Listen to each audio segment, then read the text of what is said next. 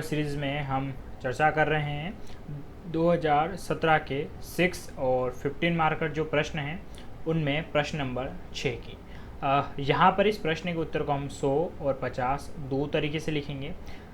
फ़िलहाल तो मैं आपको बताऊंगा कि इसे 100 शब्दों में कैसे लिखा जाए। देन उसके बाद मैं आपके साथ ये भी चर्चा करूँगा कि इसी उत्तर को 50 में कैसे लिखा जा सकता है। लेकिन इससे पहले आपके लिए ज़रूरी सूचना, MPPSC के लिए पेड कोर्स स्पेशल अवेलेबल है आपके लिए। जियोग्राफी, हिस्ट्री, इकोनॉमी फ़िलहाल क्लासेस उसकी चल रही है।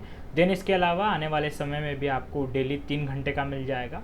और इसके अलावा आपको मेंस के प्रतिदिन प्रश्न, प्री के लिए ऑब्जेक्टिव क्वेश्चंस, PDF नोट्स सब कुछ अवेलेबल है मात्र 700 रुपये में। सो जल्दी कीजिएगा शुरुआती 50 छात्रों के लिए। चलिए तो वापस लौटते हैं हम हमारे प्रश्न की तरफ। इस प्रश्न में पूछा है कि चंबल परियोजना की विवेचना कीजिए। प्रश्न अच्छा है, कठिन नहीं है, आप इसके बारे में जानते भी होंगे, लेकिन इस प्रश्न में पूछा क्या है वो अगर आप समझ जाएं तो आसानी से आप इसका उत्तर लिख पाएंगे। तो शुरुआत हम भूमिका के रूप में करेंगे और मैं फिर से आपसे कह रहा हूँ मैप बनाना आप सीख लीजिए। अगर मैप बनाना आपको नहीं आता है तो फिर तो आप जियोग्राफी में अच्छे उत्तर नंबर लाने की कोई आशा भी मत कीजिएगा। ओके, सो यहाँ पर भूमिका के रूप में लिखते हैं कि भारत एवं मध्य प्रदेश की प्रमुख नदियों में से एक चंबल प्रायद्वीपीय भारत का हिस्सा होने के बाद भी वर्ष भर जल प्रवाहित करती हैं।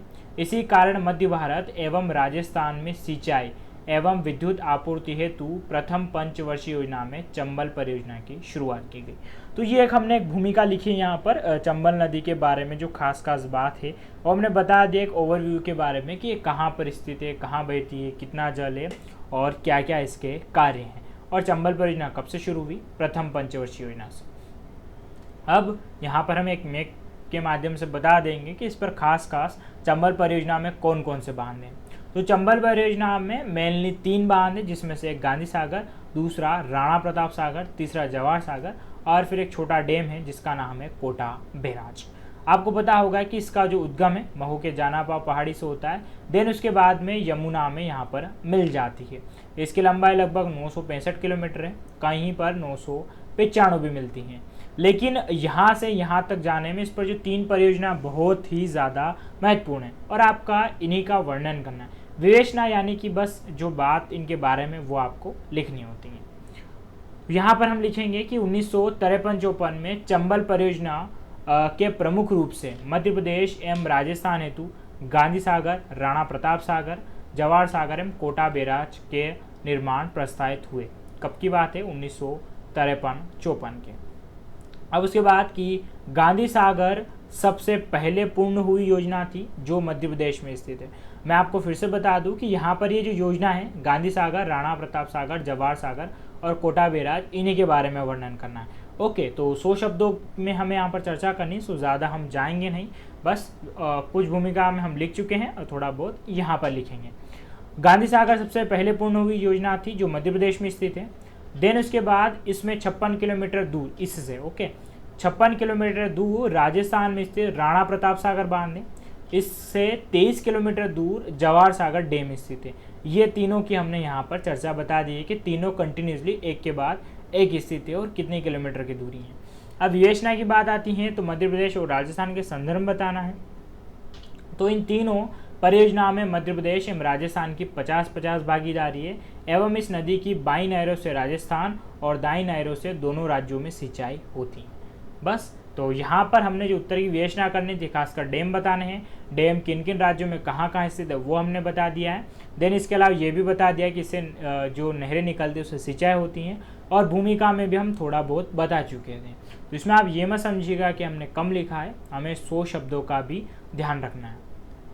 चलिए, तो आशा करता हूँ यहाँ तक इसमें आपको ये क्लियर हुआ होगा। अगर यही प्रश्न आपसे 50 में पूछा जाता तो फिर आप कैसे लिखते हैं? देखिए, 50 में जब पूछा जाता तो फिर हम यहाँ पर ये वाला जो पोर्शन है भूमिका वाला, इसको ना ही लिखते, बिल्कुल नहीं लिखते, क्योंकि 50 में शब्दों में लिखना जो है नए सिलेबस के अकॉर्डिंग भूमिका लिखना आप भूल जाइए। हाँ, मैप तो आपको ज़रूर बनाना है, मैप के बारे में तो ना बनाने की सोचिएगा मत। उसके बाद में आपको क्या करना है कि यहाँ पर जो है अब इसमें से क्या कैसे क्या लिखना है। तो इसमें से ये जो इतिहास है इसको भी आप छोड़ सकते हैं, डायरेक्ट आप यहाँ पर लिख सकते हैं इसमें कुछ इस प्रकार से लिख सकते हैं, क्योंकि दोनों का मिक्स है तो मैं आपको पढ़ के बता देता हूँ, मतलब अपना जो ओवरव्यू वो बता देता हूँ। कुल मिलाकर आप इसमें ऐसा लिख सकते हैं कि 1953-54 में शुरू हुई चंबल परियोजना में प्रमुख रूप से 3 डैम है, गांधी सागर, राणा प्रताप सागर, जवाहर सागर एवं अन्य डैम कोटा बैराज है। ये लिखने के बाद ये सभी परियोजनाएं मध्य प्रदेश एवं राजस्थान के मध्य है, जहां पर 50-50 की इसमें भागीदारी है। और इस इतना लिखने के बाद भी अगर आपको लगता है कि 50 शब्द नहीं हो पाए तो आप एक चीज़ इसमें और लिख सकते हैं, यही कि चंबल परियोजना की या चंबल नदी भी लिख दे, कोई दिक्कत नहीं, कि चंबल जो नदी है, ठीक है, उसकी बाई नहरों से राजस्थान और दाई नहरों से दोनों राज्यों में सिंचाई होती है, बस। और इसी के साथ जो आपका उत्तर है वो किस में पूरा हो जाएगा, 50 शब्दों में। चलिए साथियों, तो आशा करता हूँ इस उत्तर में आपकी बेहतर मदद कर पाया। आज का वीडियो हमारा यहीं समाप्त होता है। धन्यवाद।